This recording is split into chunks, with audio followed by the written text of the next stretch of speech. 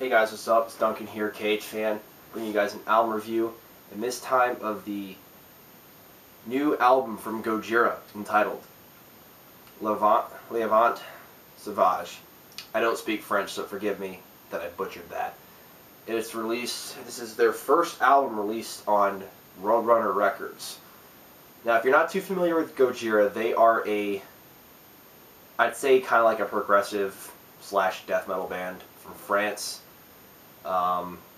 They basically named their band after like the original name for Godzilla. If you've seen like 1950s Godzilla, yeah, I'm kind of nerdy at that. Yeah, this album is the first album that they have released since The Way of All Flesh, which came out 4 years ago in 2008. And that album was really good.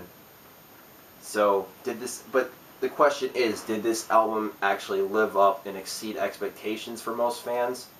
For me, at least, I would say yes.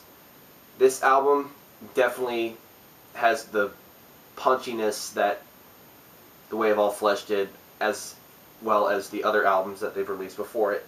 And I think this is their 5th studio album, if I'm not mistaken. Excuse me. The album starts off really, really punchy, and then it just continues on throughout the album until the second half of the album, when it goes to Planned Obsolescence.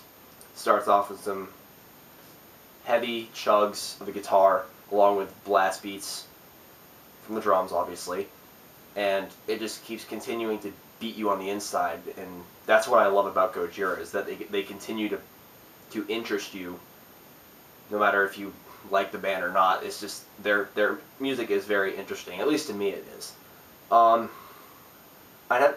Some people would say that they have. Let me rephrase that. I have realized that they have a bunch of like different metal styles in their playing. Like you hear some elements of like groove metal, death metal, maybe even sludge metal at points in their material. Yeah. That's what I would have to say. The guitar work on this album is really, really intricate and very well played. There are some moments where there's a lot of chugging, like the chug stuff, but a lot of it's pretty intricate and technical. The bass is audible. I would have liked it to be a little more audible on this album, but that's just me, so I like to hear some bass. The vocals are very well presented in this album with the style that he has. It's kind of like he's got some like harsh singing, like harsh vocals, but almost to the point where he's like kind of like singing them, but he's got like some growls mixed in, like kind of mixing the two and making something pretty unique. Like, I've honestly never heard any band do something like that, or even sound like that, really. So that's what I think about the vocals. And the drums are, oh my god. Mario is like he's such a drum machine, it's ridiculous. He's definitely, easily one of the tightest drummers that I can even think of.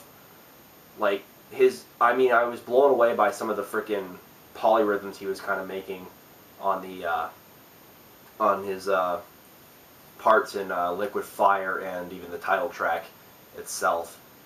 But his playing on the second half of the album is pretty ridiculous. Like, his blast beats are really tight. His double bass is just as tight, no matter how fast the guy goes. I mean, this guy's a machine. I wish I could play like that. Me being a drummer, if I was watching the guy like side stage, I'd have my jaw drop to the floor. And pretty much that's what he does on every record. His drumming is incredible. But all in all, this album definitely is some of the best work that they have released. Sorry about that. In quite some time, probably since From Mars to Sirius, which is still my favorite Gojira release, period. But if I were to give this a score, I'd have to give this a 9 to a light 9.5. This album was this really took me by surprise. I didn't expect it to be that good. I mean, I expected it to be very, very good, but to the point where my jaw was dropped, I wasn't expecting that, really. But then again, it should be expected because it's Gojira, and they haven't disappointed me yet with any release they've had. If you like this band, go check them out. Buy their album. It comes out on June 26th. So buy it at your local record store if you got money. I know I don't because I got stuff to pay for. But I will buy it eventually, don't worry. And if you want to catch them on tour, you can catch them on tour with Lamb of God and Death Clock this August and September. If they're in your area, you should probably go see them. I'm going to try to see them.